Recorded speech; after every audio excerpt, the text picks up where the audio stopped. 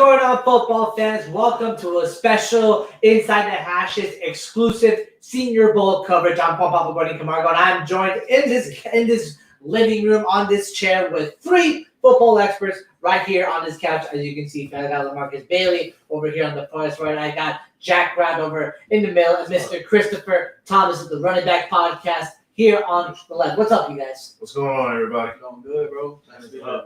Guys, it has been only 2 days. We've only been here in Mobile, Alabama for the past 2 days, but already we've seen some great stuff out of these seniors.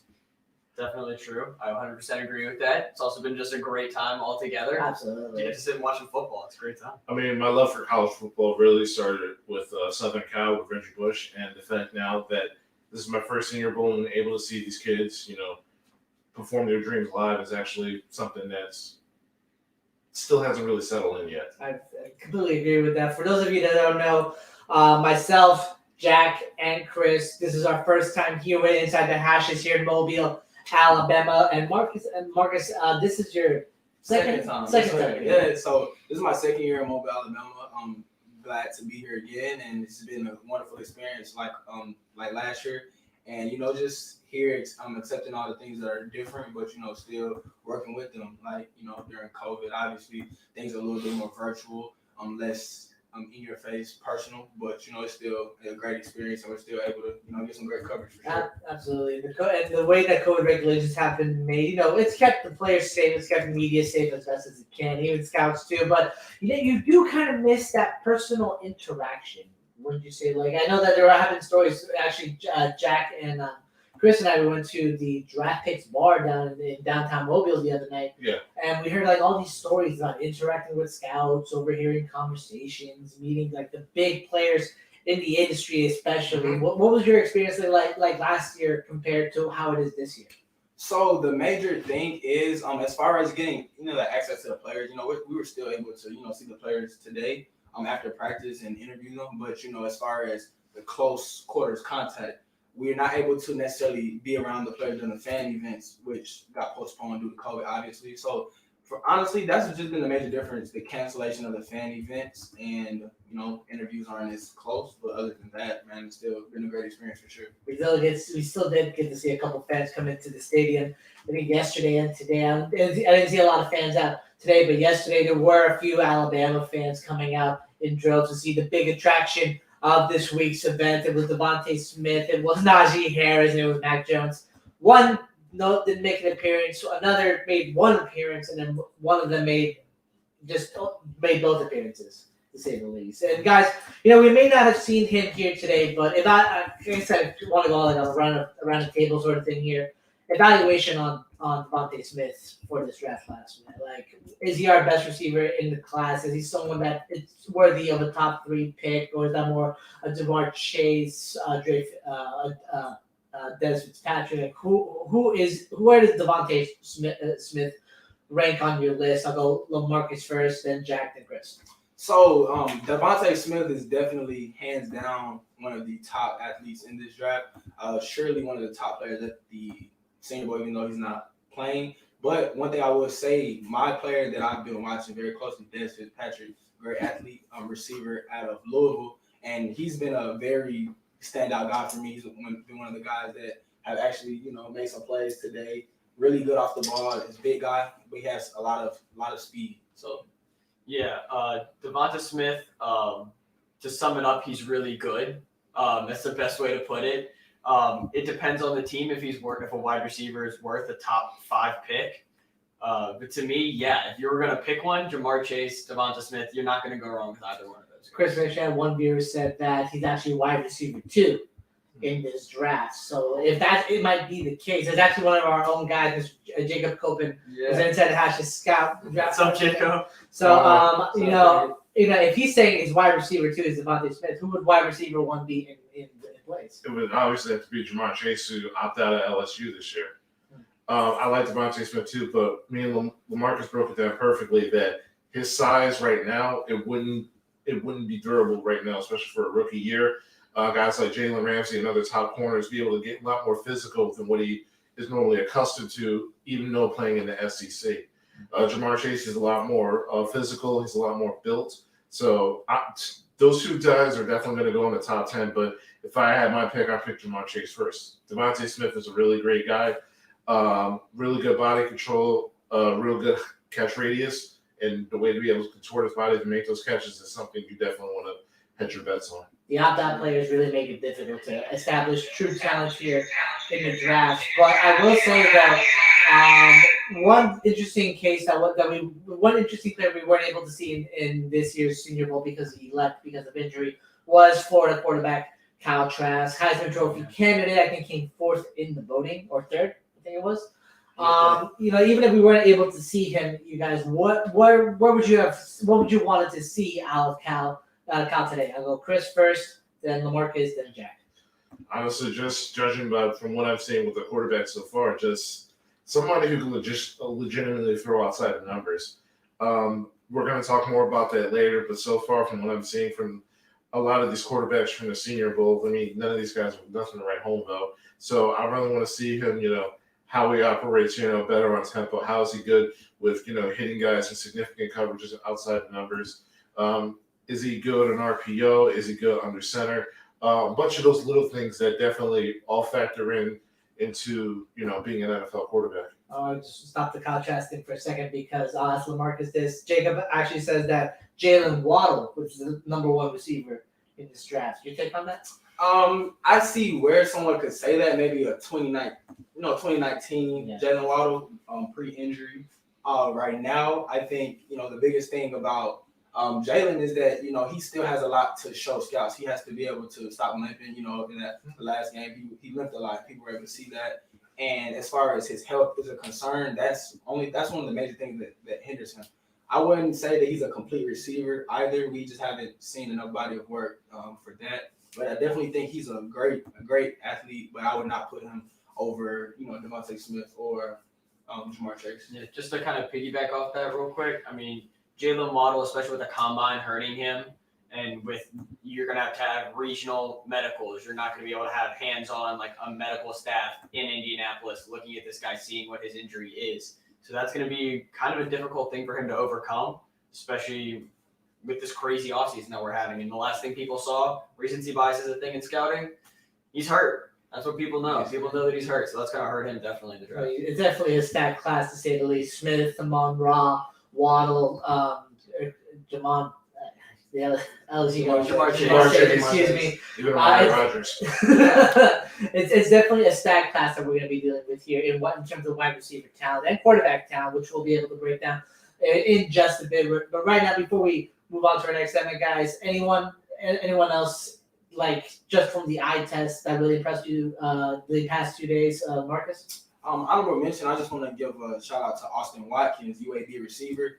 Definitely one of the smaller guys out of the state of Alabama as far as UAB is concerned. But he's a very physical guy. I did some pre-season scouting on him, and just watching his progression over the season, it's been extraordinary to watch. He's a very polished receiver. He's a big physical guy, and a lot of guys in his conference definitely weren't able to handle him and show it. And so I think today he was able to just show scouts a little bit of that. That star potential that he possesses for sure. Jack, I know you have an affinity for the special teamers. Yes. Especially, is there any punter or kicker you feel like needs some love? I do love my punters. I do love my kickers. Jose Borregales, that's my guy. Out of Miami, FIU, transfer, whatever he wants to be from. That's my guy. I love him so much. I love kickers. They're people too, man. They're going to make a lot more money than we have. But Chris, final thoughts? I definitely am, especially watching the tape over.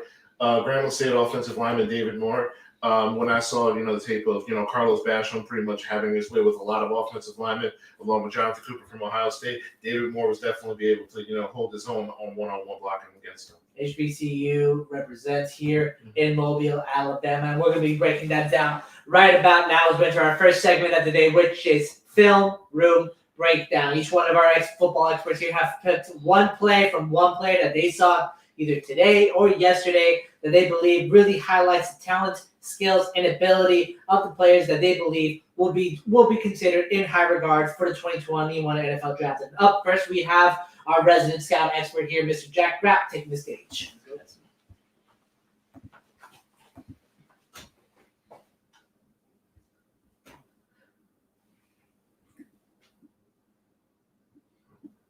Now, Jack, well, as you're setting it up, you want to kind of tell us like who did you have in mind and who you were watching, and who is someone that really caught your eye, especially like with the video that you chose to break down. So here's the thing. I wasn't even looking for this guy. Like, that's completely honestly. I wasn't even trying to find a way of being like, let me pigeonhole this guy in here, make him the guy I want to look for.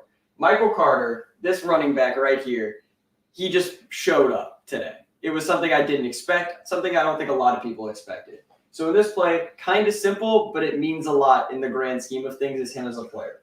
So as we run through it, it's just going to be a simple, pretty much power, fullback power up the middle. Just runs it, follows the fullback. The reason that is insanely important, and the fact that he does it so well, is that he was never asked to do anything like this in college. Not once. It was in shotgun, purely, run to the outside, screens, receiving back.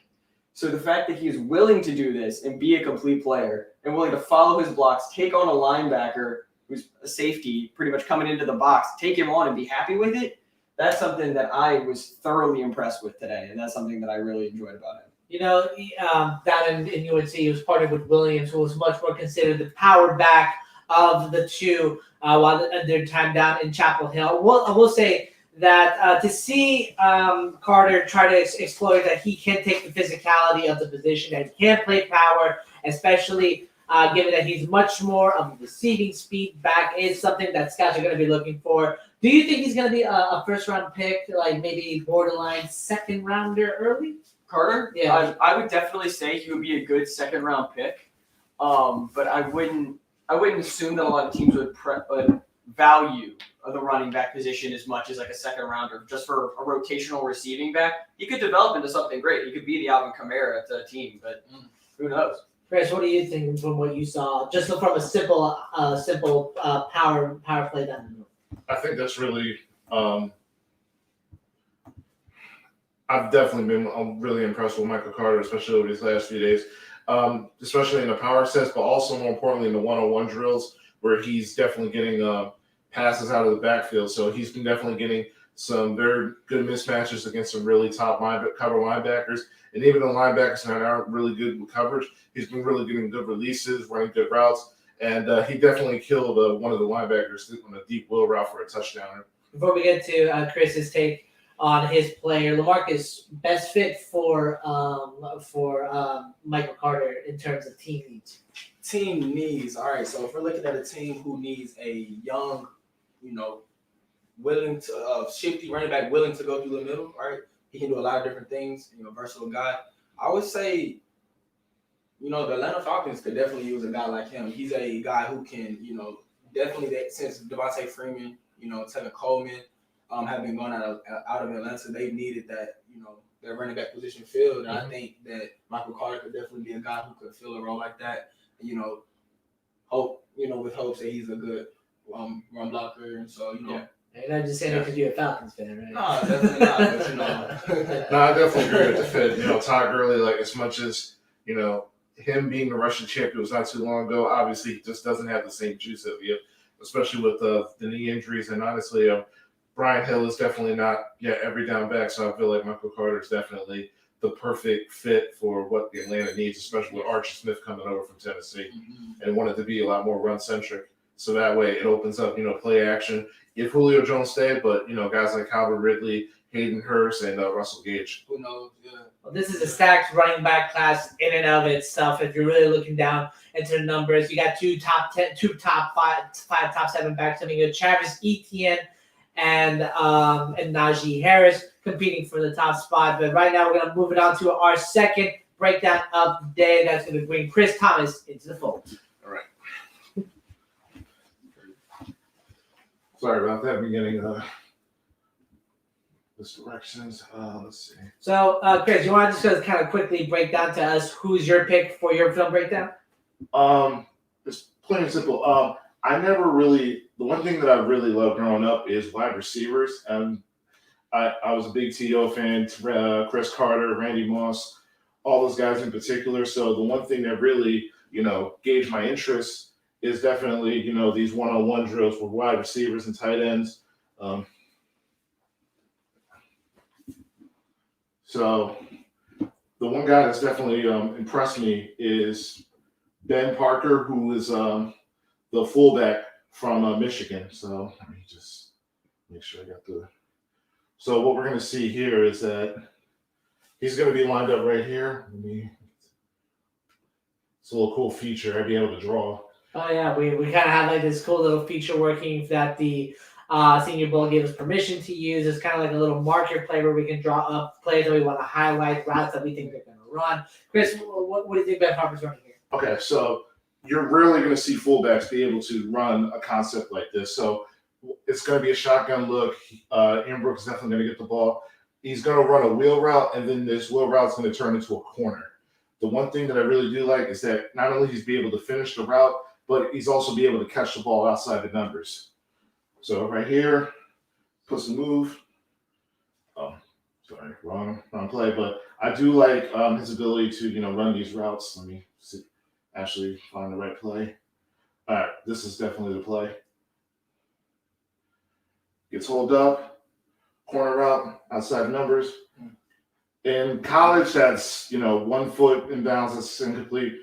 And that's incomplete in the NFL, but I really do like it. You're rarely going to see, fullbacks being able to, run a concept like that, probably except for Kyle Juszczyk from San Fran. But I definitely like what I'm seeing so far in practices. He's being able to catch everything. In blocking drills, he's able to, hold guys like Tug Barlin and a bunch of other linebackers. So I like the aggressiveness.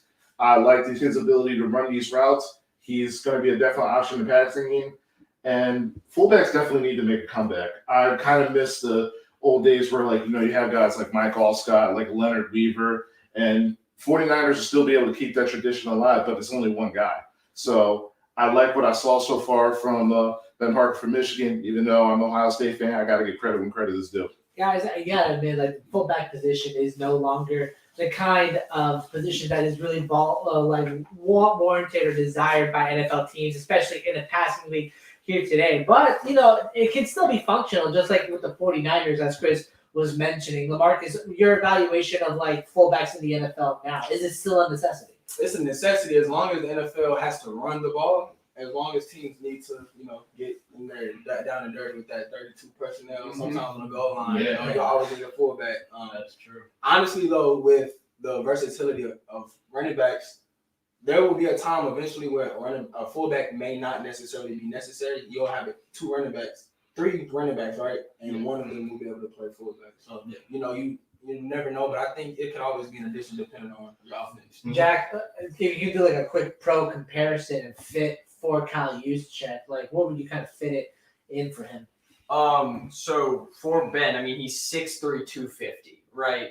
And the guy can catch a football 15, 20 yards down the field, as we just saw.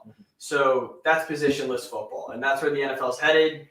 That's something that everything's going to end up eventually being. The 49ers are already trying it. So Chiefs also going for it. Yeah, the Chiefs going for it too. And the Chiefs, 49ers, and the Saints, and the Ravens, 4 playoff teams, they all had fullbacks. Fullbacks are not going away.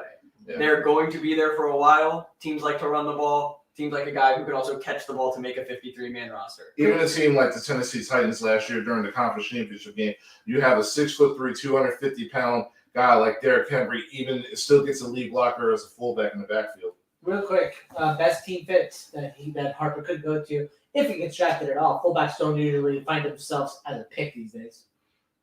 This is we're harping on the same team, but the Falcons. Yeah. Arthur Smith, he's bringing that exact same philosophy from Tennessee. Needed a fullback. The Falcons need a fullback.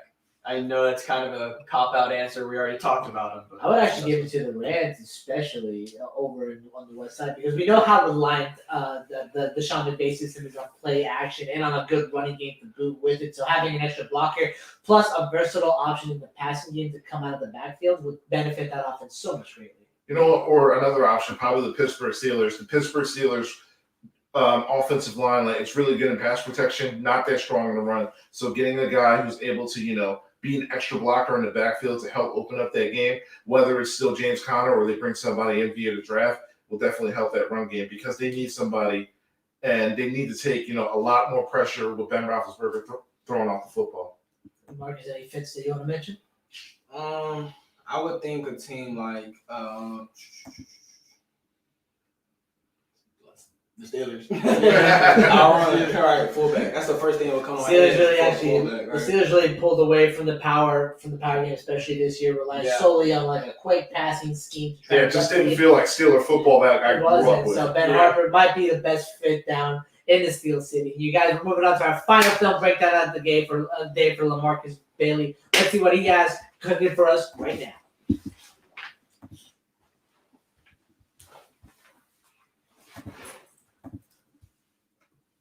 So LaMarcus, if you can just give us like maybe a sneak peek as you're setting it up, who is your pick for the film breakdown? So my pick for the film breakdown, none other than Dez Fitzpatrick. That's Fitzpatrick from Louisville, Louisville. wide receiver. To click the actual link. And it, No, click the 21. and on top of it, why is Dez, just like really quick, why is he the guy you want to break down? All right, so my first impression of Dez, right? So I did a few games covering Dez, and one thing I noticed was that he's a physical receiver. He's not only physical, but he's fast. One thing that comes to my mind, first off, is a quick screen pass that he caught. Beginning of practice, they were doing quick screen drill, and so he would catch the ball, right, quick screen, and be able to make the first DB miss every time. So he was making the cornerback miss every time. And what this shows me is that he's the type of receiver that can catch the ball and get upfield. He's very good at run after the catch, and that shows just how he catches the ball and turns immediately looking for green grass. That's very impressive out of a receiver, and that's what I look for when evaluating receivers. What gives you and what wowed you about him today? What play did you see that really wowed you? So there were a couple of plays that really stood out to me.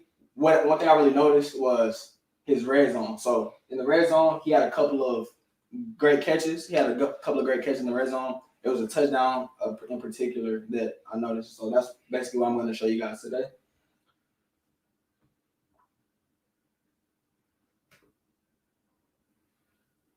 All right, so on this play,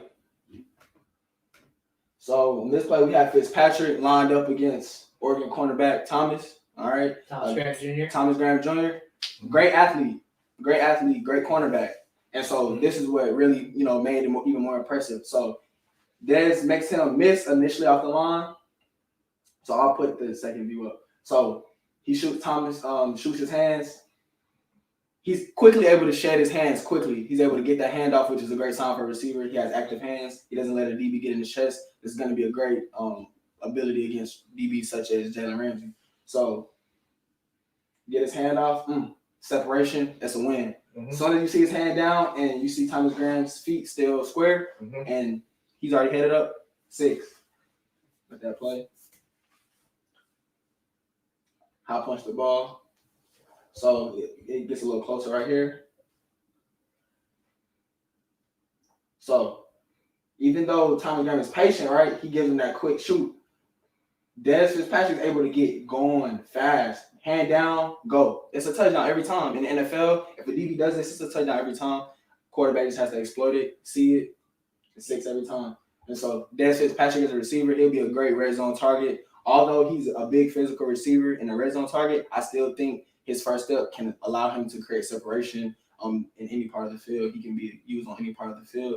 I think his best team fit probably would be the New York Giants. The New York Giants need a good, solid receiver with sure hands, fast, physical. He would match up great with a player like Darius Slay, Evan Ingram, and make that Giants team complete.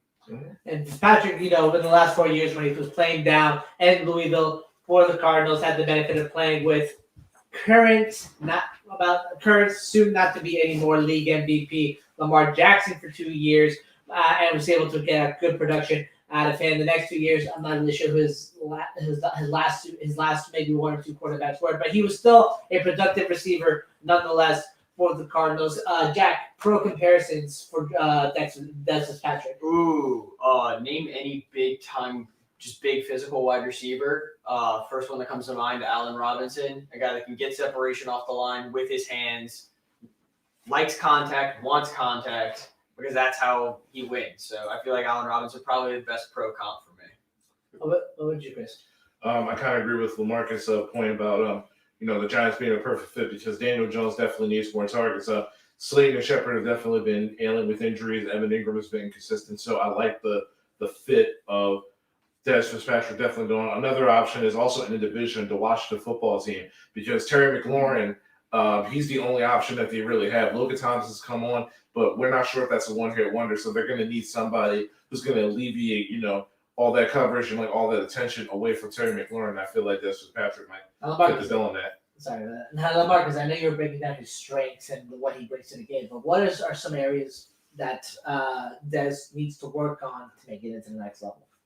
I would say just his refining of his routes. Even though he has that great first step and he's able to create initial separation against NFL guys who are elite with technique, he'll need to really refine his route running game. He knows he's fast. He knows he's big. In the NFL, everybody's big and fast. Let's find that thing that's to take you to the next level. More than likely will be a route. So I think, him working on his routes, not saying that they're bad, but him continuing to just refine his routes will make him an unstoppable player for sure. And on that pass especially, he had the University of Texas quarterback Sam Ehlinger throwing him the pass. And really, the name of the game has always been through the passing game, and the quarterback has always been the star of every possible situation. But it's no exception here at the Senior Bowl. We had 6 top senior quarterbacks in the nation come in and showcase their skills to scouts and media members alike to try to show that they deserve a chance at an NFL opportunity. And right now we're going to break down, well, maybe not break down fully all these 6 guys, but we are going to rank them over who we think is the top in the class versus who we think needs to continue working to get better. We'll start over with Chris on the bottom 6, then Jack in the middle, and then we'll have LaMarcus finish out on top. So the quarterback that have at least impressed me so far has definitely been Jamie Newman. Every single time that I see him try to operate an offense, it's either him fumbling the football or it ends in, throwing a really bad interception. Out of the past 2 days that we've been here, he's thrown 4 interceptions the last 2 days. He's fumbled the ball at least 3 times. And he's struggling to get any sort of rhythm or consistency going with his offense, even with clean looks. So he's been definitely, a guy that's definitely been potentially playing himself as a potential undrafted free agent. And after that, probably 5th is probably Felipe Franks. Not as terrible as Jamie Newman, but there's really there's no good or like resounding plays that really sit with me that makes me like want to rank him a little higher than at 5th. A lot of one comparison I heard today was that he would look a little bit like Colin Kaepernick out there. Just in regards to throwing motion. But the difference is that Colin Kaepernick used to play baseball, so even with his throwing motion, he can make up a lot from his mechanics because he can throw the ball hard. Felipe Franks can't even come close to what Colin Kaepernick can do with his arm. All right, we'll be touching on your top right around near the end of it. Jack, you're middle of the pack with the 4 left. See, at this point, you're kind of splitting hairs on the who's better than who. And so to me personally, I would rank Sam Ehlinger closer to the bottom for me. Middle of the pack, I would say about 4th, probably is a good spot. Interesting throwing motion. He's tried to refine it multiple times. Even throughout his college career, he tried to fix it. Didn't really go very well. But he wasn't trying to throw the ball 60 times a game, Pac-12 offense. They're trying to run the ball at Texas. He's a running quarterback. I think he can make it. I think he can kind of maybe do a Trace McSorley thing where he finds a team that fits him. I just don't know anyone that will want to work with him in a throwing motion of a 23-year-old and try to fix him there in the NFL. That's not what coaches there get paid to do, Next, I would say throw up Kellen Mond and Ian Book and then just grab one because those are the exact same person to me in terms of like talent and all of that stuff. I don't see much difference. I mean, both of them long-term starters. We still don't know if they're good, either of them. Both of them can be perfectly accurate, then they can throw for 100 yards in a game. You never know what you're going to get. I would make the argument that Mont's a little bit more mobile than Book. Both of them are actually pretty quick. I mean, both of them can actually get out of the pocket. Book likes to run a lot. He sees one read and gets nervous and then runs. So you never know. Both of those guys like to run. All right, LaMarcus, run down the top 2.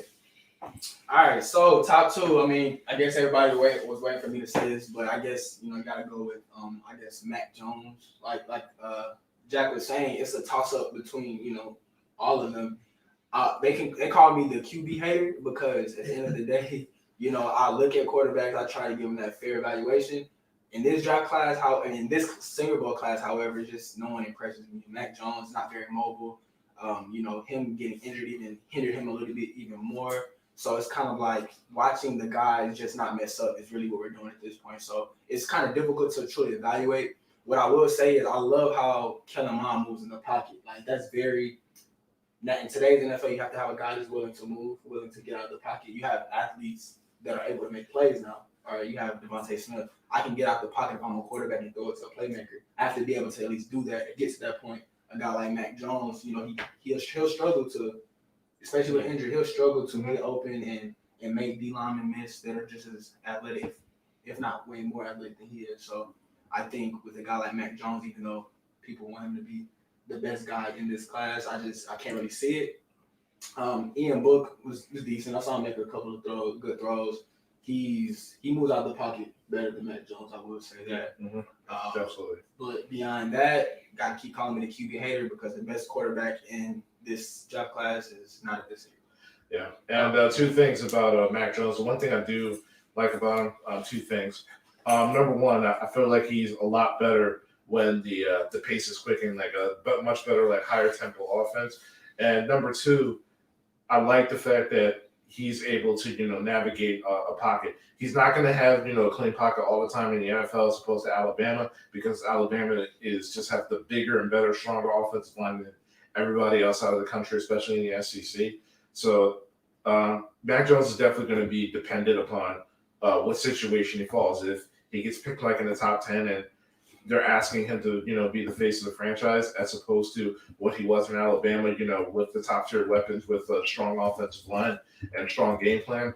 He's not that kind of guy. He's not like a Trey Lance. He's not like a Justin Fields. He's not like a Trevor Lawrence. He's not a guy that you're going to be hedging your bets as a franchise quarterback. You're going to be a guy where it's like, you know what? We surround you with enough. Just, take us home. Yeah, great leader for sure. 100%. Great leader, obviously. Yeah. Even out there today, he was being a vocal guy. He was high-fiving everybody. Even the defenders, he was high-fiving them, telling them good job all throughout. So he's obviously a leader. It's just he commands greatness for sure. It's just, he has to have greatness around him to win. So he better command it. Yeah. Quick pro comparison for Mac Jones before we move on. Oh Lord, that's a good game manager. Alex Smith. Alex Smith, yeah. Perfect. Game manager. Can't say it any better than I would have thought. Matt Ryan. Maybe Matt Ryan. I but said Matt Ryan. Ryan's so less mobile in the pocket. I was going to say, at least Alex Jones can run. Less mobile? Alex Smith can get out of a pocket when he needs to. I'm not sure if Mac Jones is able to The old Matt Ryan could. Yeah, the old Matt Ryan could. Hey, you never know. Yeah, I would compare him to 31-year-old Matt Ryan, which is not great to be compared. I want to see Mac Jones when he's 31. That would be interesting. What about for Ian Book? Oh, Ian Book. Oh, I don't think that there's really a lot of guys that have come through the league like him. And I say that not in like he's a unique person, but is in like a guy who can run the ball, but wants to throw the ball, is known as a thrower, but has always been this just like, if things go bad, I'm not going to try to make a play. I'm just going to run as fast as I possibly can and hope I don't hit anything. You know what? Doug Flutie. Hey, maybe. Yeah. Yeah, same build as well. Yeah. Yeah, Smaller guy. Flutie was a little smaller. Yeah, Flutie was like 5'9". Yeah. I thought. Yeah, Ian Book is like 6. 6. But, It's the same instinct. Yeah, 6. And you can't knock one thing though, like even if it's not the pro comparison, the fact that he left as the winningest quarterback at Notre Dame. That says a lot. It does say a lot Yeah, for it success. says a lot. I mean, yeah, especially for that program compared to where they were even in like 2008, like compared to where they are now. I mean, they've come a long way. I think he's accurate enough and mobile enough to develop into a solid quarterback. I think he has the ability. I just think as a true, refined quarterback, he's not there yet for sure. Yeah. You guys- I do like him when you did a little RPOs and like he was able to hit the guys in between the numbers. Yeah, the tight end. He's the tight end well, yeah, for sure. Yeah. You guys, any other finishing thoughts that you had from today's or yesterday's events? If you could ever come to the Senior Bowl, do it. It's the greatest thing ever. I have a sunburn on my face right now, and I don't care. About most of us do, yeah. Yeah, like- it's awesome. Well, just the two, me and you. It's just me. It's just me. I I understand. I I need my SPF 150. I get it. But it's amazing. It's the best thing ever. It's even COVID year, and it's the first time I've ever been here, and I'm still cannot believe that I'm here. So if you can do it, do it. The one thing that I definitely learned, it's kind of funny because Jack did it earlier with when he interviewed Kadarius Toney, is that these players aren't just football players; they're also humans too. So one of the things that I did enjoy today, in particular, was interviewing Carlos Basham. We found out that we both love Law and Order SVU, and we actually can't wait for the new season so Stabler can come back. Yeah. There we go. So Yeah, definitely. I think, being here for the second time, I think it's definitely a great experience. It's cool. It's great, one, to be a media member, and two, it's great to, watch the players in their element, enjoy themselves in an environment where people truly, want to see them succeed. And, you have a staff like the Senior Bowl, ran by Jim Nagy, who definitely puts a great environment together for the players to actually enjoy. So, we hope we hope to see the fans back next year for sure. You guys, all great points to make, all really enjoyable things. For me, it's more like I love not only like the game day environment and the practice and the observations of being able to be firsthand for something. It's just out of this world to me. But I also would like to say that I'm glad I got to be in a place where I got to show off a good fashion sense. So with good clothes and good fashion, you will get noticed. That's how I was able to get like good questions in with Newman and Mac throughout the course of the day. And with that egotistical rant said, that's going to conclude our special coverage of the Reese's Senior Bowl presented by Inside the Hashes. Everyone, thank you so much for joining us here tonight. I know it's a little bit late over on the Eastern Standard Time, but we're so glad to have you with us here today. I also want to thank LaMarcus Bailey, Jack Brown, and Christopher Thomas for being here with us today and being able to provide such great insight of today's and yesterday's events. also, shout out to our great CEO, man, Jerome. None of this would be possible. Absolutely, Mr. Jerome Awesome, man. Jones, not only the mastermind behind this whole operation, but also the producer for what you're seeing going on right now, creating the great effects, giving us the board to work with, so we can give you that great film breakdown session that we just did, everything. So thank you so much. Thanks so much, boss. We really appreciate you. And guys, I can't end this without saying that thank you to the Senior Bowl, to Jim Nagy, to everyone who worked so hard to make this event happen here today, especially during COVID times. We know how hard it must have been to try to get through the protocols and try to, eliminate the fan experiences to keep people safe. We know it must have been difficult. You guys are real heroes out here. We appreciate every single one of you. And remember, football fans, for more content like this, for more Senior Bowl coverage, for more draft coverage, NFL, football, college coverage in general, please check out all that Inside the Hashes is featured in, whether it's on YouTube for our videos, whether it's on InsideTheHashes.com for our blogs and coverage, whether it's on Instagram where we are Inside the Hashes, where we're Twitter at Inside Hashes, or Facebook Inside the Hashes Football Group. We're always going to be posting. We're always going to be speaking football, pigskin 24/7, no matter what. And also, guys, if you really want to get deep into the conversation, join our Discord. Just search us up on Discord, Inside the Hashes, and join the conversation. Whether we're talking high school football, college football, indoor football league, German football, because we do have experience in that department right here, and the NFL in general. We want to talk about football just as much as you want to talk about it with us. For LaMarcus Bailey, for Jack Brown, for Christopher Thomas, for the CEO, Jerome Jones over there. My name is Juan Pablo Guardian Camargo. This has been Inside the Hashes special Senior Bowl coverage edition. We'll see you next time.